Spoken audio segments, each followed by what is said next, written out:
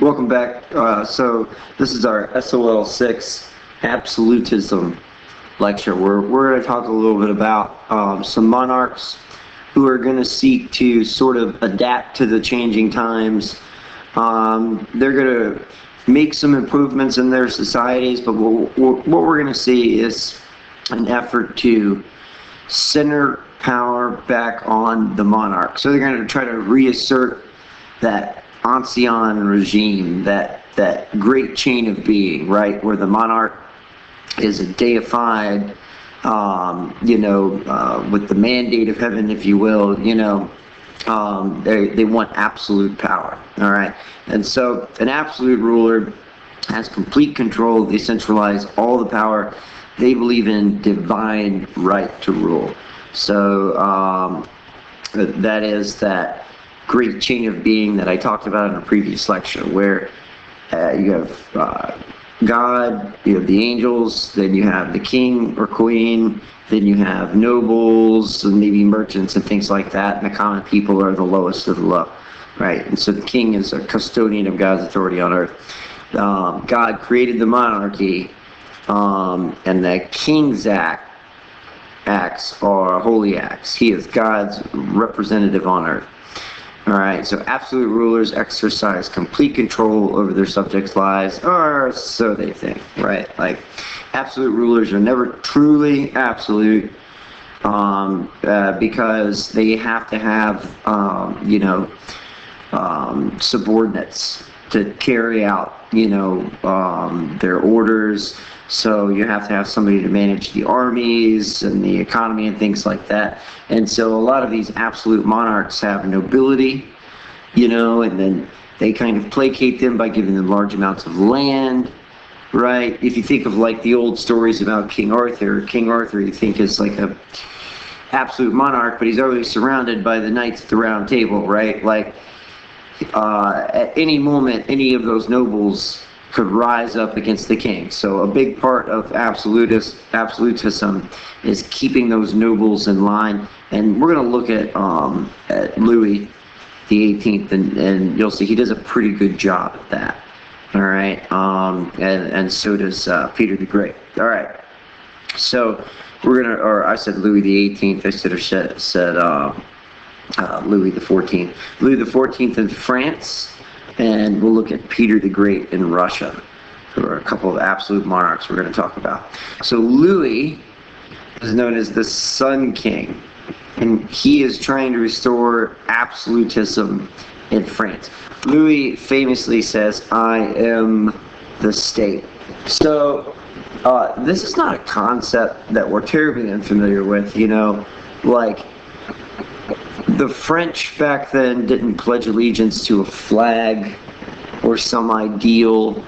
When they marched, when they went to war, they didn't march under, some national concept or some, flag or idea about France. They marched for their king. And Louis was, was deified. And so he lived... well, I'll show you guys here. So here's Louis. You can see very extravagant, right? Louis, one of his most important sort of advisors is Cardinal Richelieu, and Richelieu created absolute monarchy in France. So he changed the war from religious to political and created absolute monarchy. He made it possible for Louis to rule, all right, taking France back to absolutism, all right. Louis is also a big fan of the arts, so he is going to build a massive palace at Versailles outside of Paris. The thing is huge, right? They had 1,400 fountains. There were so many fountains that there wasn't enough water to keep them all going, so they would just turn the fountains on whenever Louis would get near them. Right, so the place is huge, and Versailles is big for a reason, and this is Versailles. Those nobles that I mentioned live at Versailles with Louis, okay, and jobs like dressing the king are coveted jobs, right? Like everybody just kind of hangs around all the time.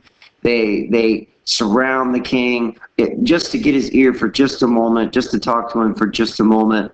You know, a nod, an approving look is a huge deal, right? And so one of the most coveted jobs that a noble could have is dressing the king. So like you'd have a different noble to hold each article of clothing. So imagine that like you're a wealthy English noble and your whole goal in life is I want to be the guy who holds the king's shirt. You know, I want like that. I want that to be my position. That's the most, that job would have been viewed as more honorable than like a general in France's military. Sounds crazy, I know, but remember, we're talking about God on earth here. And so, like, he would even have dinner in state, which basically meant that when it came time for Louis to eat, he would come in, he would sit down, he would eat, and all of the courtiers, all of the members of his royal court would sit and watch God on earth eat. So they didn't eat. They would all just watch Louis eat. I actually heard one professor say that Louis probably never ate a hot meal because of all the ceremony involved in everything that he did. His food probably was always cold. And then when it came time for Louis to go to bed, there was a whole procession that marched him into his bedchamber, and he got into his ceremonial bed, and they cut out the lights, and then he probably snuck off to another bed after everybody was gone. Now, you know, I think that it's easy to sort of see Louis as sort of like, you know, maybe this is like a narcissistic or conceited kind of thing. But Louis would have looked at being constantly in the public eye and like this as almost like a sacrifice he was making. Remember, he says, I am the state. So like in Louis's mind, he is there to serve as sort of the head of France, as an inspiration for the people, and so he has to go along with all this stuff, you know, whereas other kings have chosen to live more private lives, you know. So it's not just all about Louis, it's about the state, but it is about Louis too. I mean, look at Versailles, right? Look at Versailles, huge, through these gardens, right? So, I mean, it's opulent. And then, like, when they would bring, you know, foreign representatives, they would walk them through Versailles to sort of intimidate them and things like that. Okay, more Louis. Here's Versailles from a distance, right? Look at that hair. It's awesome. Okay, all right. So Louis set up an estate system, which I guess on its face might seem like kind of a way for people to participate in their government, but it's really not. So there are 3 estates in France.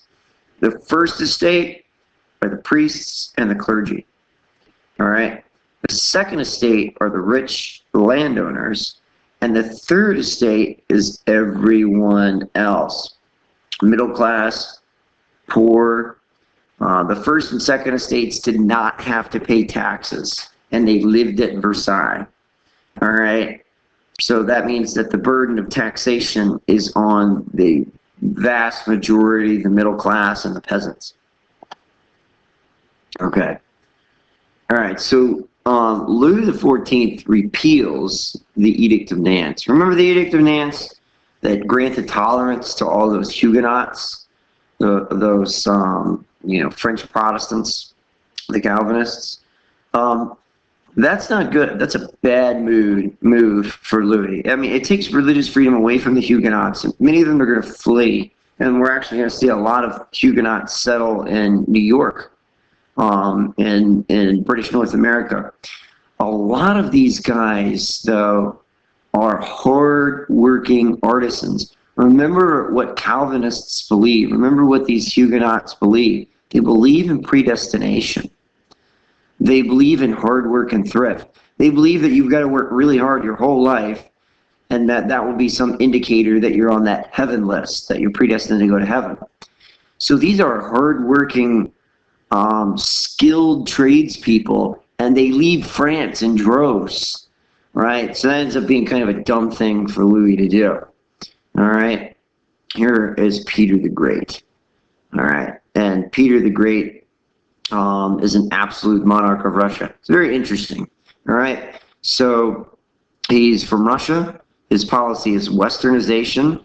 What does that mean? Well, I showed you guys a map of Russia, and we'll see another one here in a moment. But remember, most of Russia is east, is Asian, and only the westernmost portion of Russia is really, European Russia. And so Peter the Great is looking to Europe, to Western Europe, looking at their culture, their political and economic systems, and he wants that for Russia too. All right, but Russia is a vast and somewhat diverse land, all right, and so he's going to have to kind of force that change. All right, so historically, Russia had been isolated and backward due to its harsh climate. Russia's climate is, they affectionately call their wintertime general winter, has repelled invaders, but it's also an unforgiving, kind of forbidding climate that makes it hard to, penetrate in the interior, settle the interior. All right, so Peter the Great desired, hang on a second here, desired to make Russia more like advanced countries in England, France, and the Netherlands.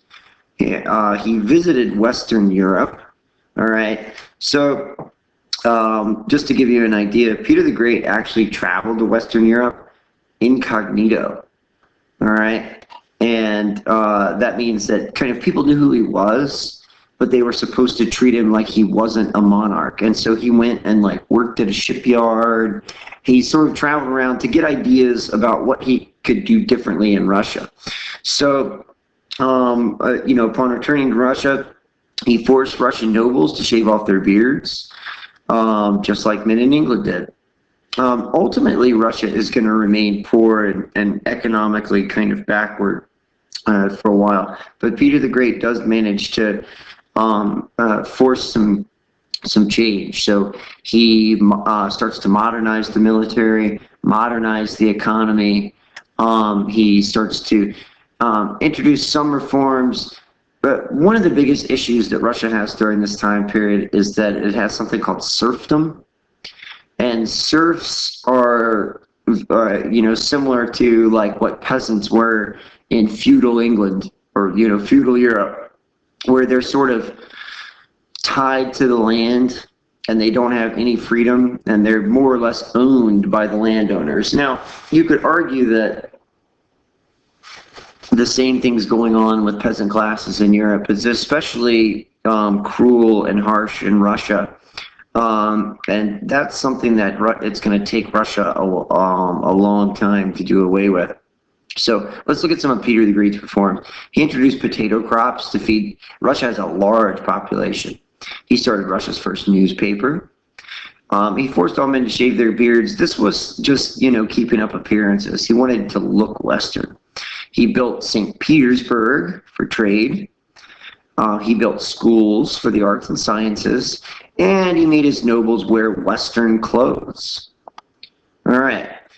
Why has Russia been, and this term backwards is a little harsh. I would say why historically has Russia been, less developed? It was a developing country long after a lot of the Western European states had kind of become developed, wealthy countries. One, it has a cold climate, a forbidding climate. Russia is exceedingly rural, and the vast expanse of Russia, there are very few cities, and 90% of Russia were uneducated. All right, so these are some reasons why Russia's development was slow. All right, guys, that concludes our English absolutism, our absolutism lecture. All right, make sure that you guys answer the questions and fill out those guided notes, and make sure you guys do the discussion board.